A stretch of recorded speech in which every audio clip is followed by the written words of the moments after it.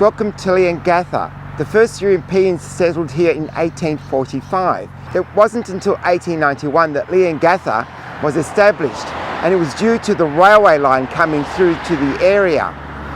Leongatha was known for its timber felling, which once felled, it created pastures for dairy, so much cattle and fresh milk produce was made in the area. Leongatha, in the Aboriginal word, means teeth.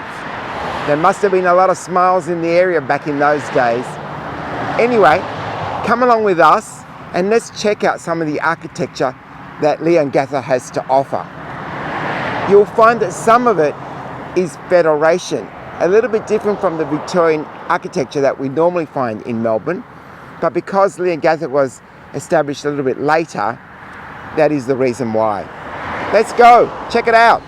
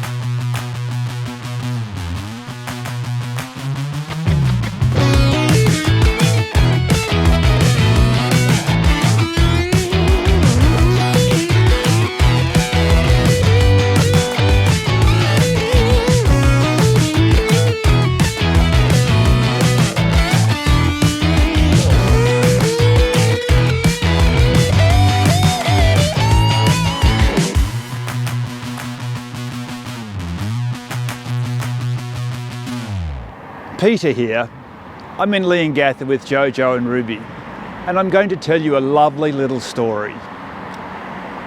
This is a story of Lenny Gaither, and this would be his pony Ginger Mick.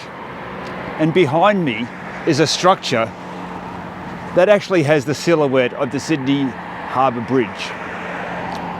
So what Lenny did in 1932, and that was the year that the bridge was being opened, he wanted to take his pony Ginger Mick to the Sydney Harbour opening, and that he did.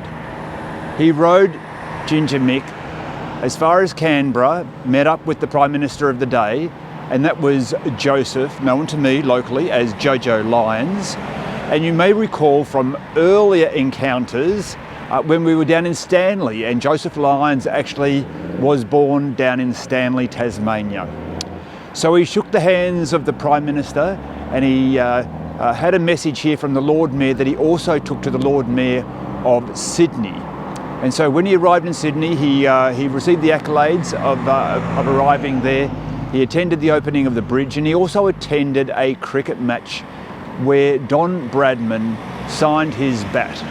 So that bat probably is somewhere around Leongatha somewhere. But we're having a nice little stroll around Leongatha today. And so Lenny is a very important part of Leongatha. His pony lasted for 27 years, and then Lenny himself passed away at the age of 70. Nice little story here. Thank you.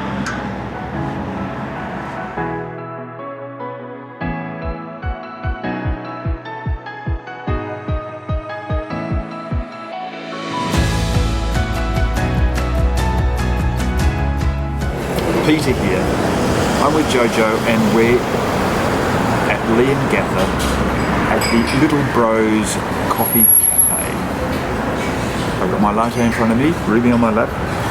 Life's pretty good. Way to start the day with a coffee.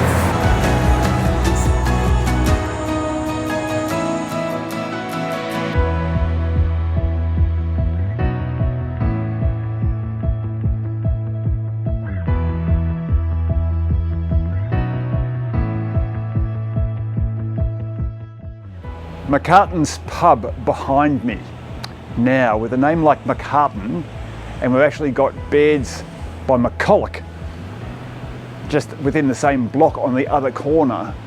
You can actually get a sense of that Irish feel about town of the 1890s. Now this pub behind me got its license in 1891, the same year that McCulloch got his license, so there must have been a bit of a hive of activity with drinking in Leongatha at that point in time. Well, the pub, you see, is not quite the original. Extensive renovations were made to the pub from around 1928 to 1931. And I'm sure you can still get a good counter meal there today.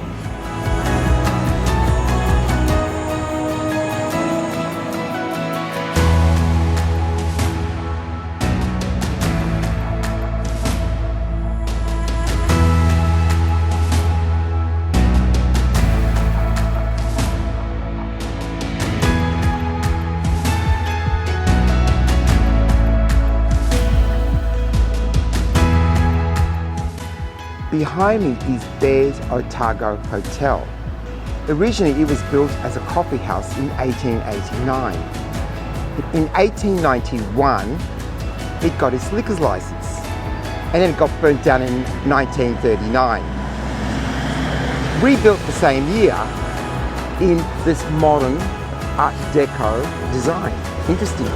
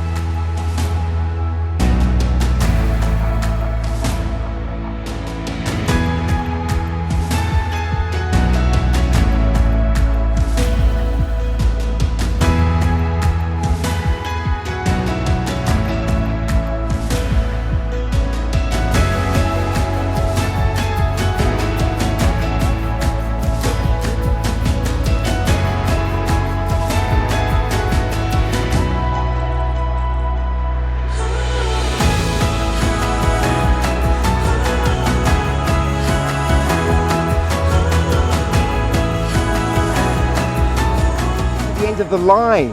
As you can see behind me, it's the old railway station, which was opened in 1891 and ceased in 1993. It was used by the tourist railway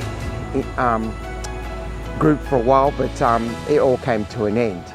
So I hope you've enjoyed our little walk around Leongatha. Quite a cute little town, and you can instinctively see the Federation architecture. There is some remodeled architecture that was done during the Art Deco period of the 1930s. Otherwise, a cute little town. So thanks for coming along, and we'll catch you on our next adventure. Bye folks.